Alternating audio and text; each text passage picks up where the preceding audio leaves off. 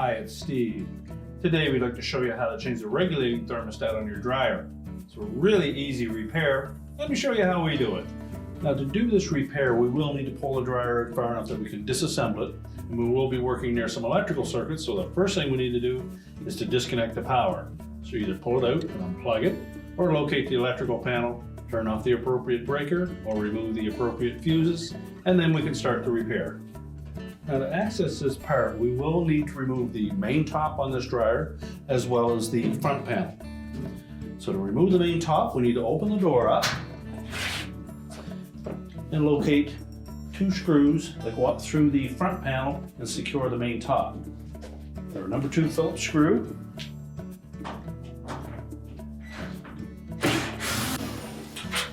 And then we'll set those aside. Close the door up. So next we'll lift up on that top and then pull it slightly forward. And that will release the back of that main top from the support piece on the top of the cabinet. Once we've tilted it up some, we can slide it away from these tabs that are located on the console. And they fit into these 3 slots along the back of that main top. So we're just going to set that aside. Now next we'll need to remove 2 screws that secure that front panel assembly to the cabinet, and they'll locate it in each corner up close to the top. So using either a number 2 Phillips or a number 2 square head, we'll remove those 2 screws. Now as you remove that second screw, be sure to support that front panel. You may need to lift up slightly on the drum to let that tilt forward. So just carefully tilt that front panel down slightly. That'll lift it off the base in the 2 front corners. Now we're just going to carefully pivot that around because there is a wire harness attached here that we'll need to disconnect.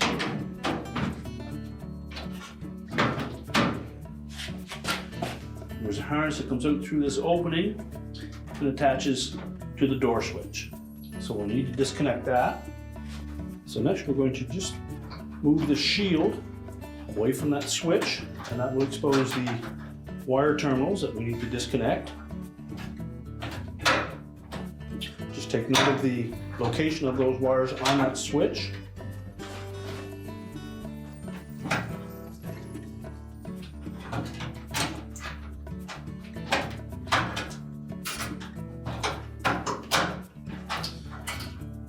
The inline connector will also need to be disconnected.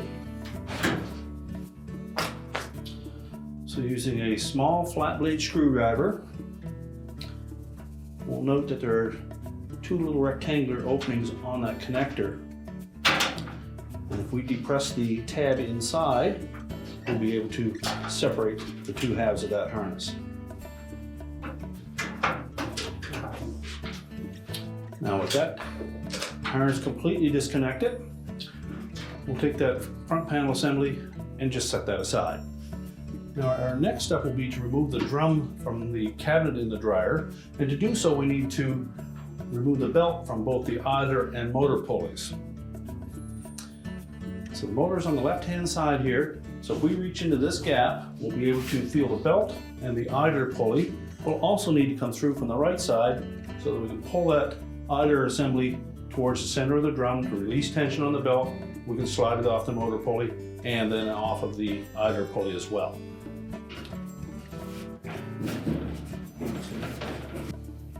So we're just pushing that idler pulley over to the right. Roll the belt off. And carefully allow that idler pulley to come back over to the left side of the cabinet. We should have that much slack in our belt. Now before we try to remove that drum, we're going to loosen 1 screw on the side here that attaches the support piece to the side of the cabinet. That will allow a little more flex in the cabinet and will allow it to pull open slightly, allow that drum to come out through that opening. Otherwise it's fairly tight there and it'll be a little more difficult. So using the drum belt to support the weight of the drum, I'm just going to lift up on it slightly.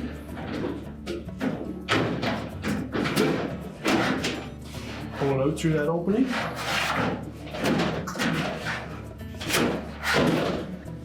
And then we'll set that aside. Now we've located the high limit thermostat in the upper left hand corner of this heater housing. Our first step will be to remove the wires from the terminals on that thermostat. And if they're on there really snug, you'll need to use a pair of pliers, but just grasp the terminal itself and never the wire. And also use caution in this area, as the metal edges tend to be quite sharp.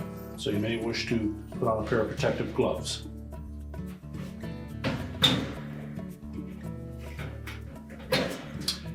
Inspect both terminals, make sure that there's no signs of any arcing or corrosion or overheating on those, and if so, you'll need to replace them. Next, we need to remove the single screw that secures that thermostat to the housing. And either a number 2 Phillips or a number 2 square head.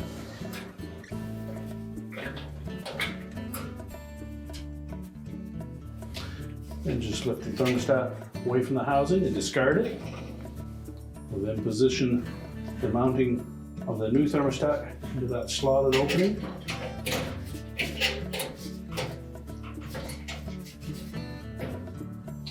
And then secure it with the mounting screw.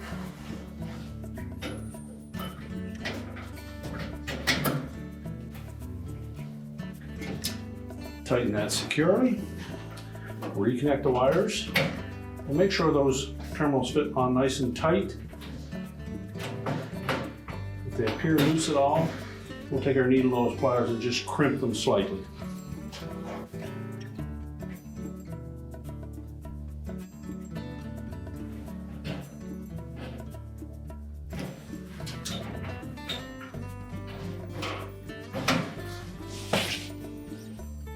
And now we're ready to reinstall the drum. Now you'll note that the dryer dry belt has a groove side to it and a flat side. The groove side will lay up against the motor pulley itself, as well as lay on the outer circumference of the drum. The flat side of the belt will contact the idler. So basically, as that belt is draped around the drum, it'll hang down into the body of the dryer. So we're going to bring it across the top of the idler, loop it down around the motor pulley, and that will provide tension on that belt to keep it tight while the tumbler is tumbling. Now when reinstalling that drum, first of all we want to make sure that we have the groove side of that belt laying against the drum, and we need to be able to aim this rear bearing into the socket in the center of the heater housing. So position the belt roughly where it was before, and you'll see some wear marks on the outer edge of that drum. Guide it through the front of the cabinet.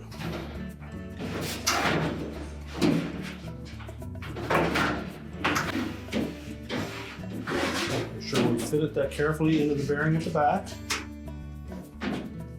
And then just allow it to sit on the blower housing until we reach in from the front and reconnect that belt to the idler pulley and the motor pulley. So again, we're just going to reach in on the left-hand side. We can locate the belt and the idler pulley. And we'll also come through from the right-hand side so that we can hold that idler pulley away from the motor and allow us to wrap the belt around the motor. So we can feel the belt. We'll lay it across the top of that idler pulley. Pull it down on the left-hand side of that idler pulley, forming a loop. And I'm going to push the idler pulley over to the center, hold it with my right hand, and loop the belt around the motor. And once I have that belt sitting into the motor pulley, verify that it's still in the center of the idler pulley. Relax the tension on it. Just verify it's roughly in position. Push it back at the top if you need to. As we rotate that drum, you should see the blower wheel turning.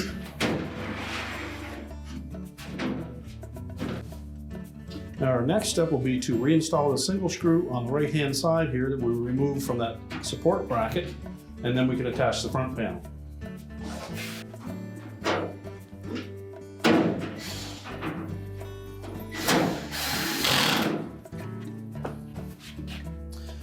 So just position the front panel close to that wire harness. We'll slide that shield out of the way. We'll expose the door switch.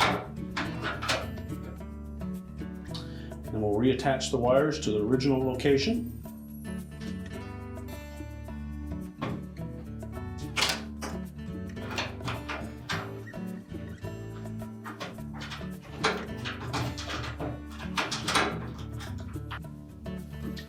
And then slide that tab on that shield to the slot on the front panel.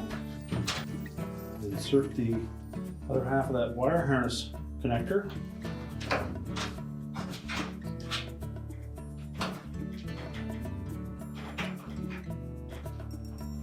Line up the locking tabs. Push it together, make sure they're locked together. And now we're going to pivot that front panel into place. And the little square holes in the bottom of the front panel are going to sit over these little tabs on the brackets attached to the base.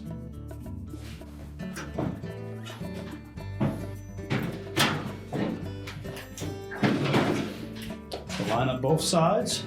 Then as we lift that front panel into place, now as we tilt that front panel into place, we're going to lift up on the drum and allow that bearing to slide inside of the drum. Now while holding it in position, we'll secure it with 2 screws in the corners. Make sure the guide slots line up. And once we have those tightened securely, we can then put the main top back on. Now when reinstalling that main top, again we want to make sure that the 3 tabs on the console fit securely into the slots on that top. As well, the trailing edge on that main top is going to tuck in underneath this cross support piece. So we'll start by tilting it up, lining up those 3 tabs. Make sure they're engaged. Then we'll pull just slightly forward.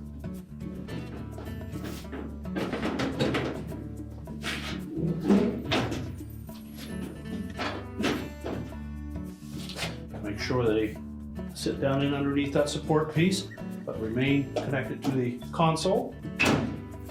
Press it down into place, and now we'll secure it with the screws up through the front panel into the main top. The trick here is to keep them perfectly plumb as you push them through that opening.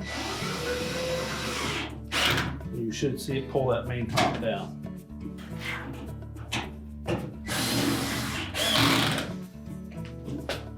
Then we can close the dryer door up.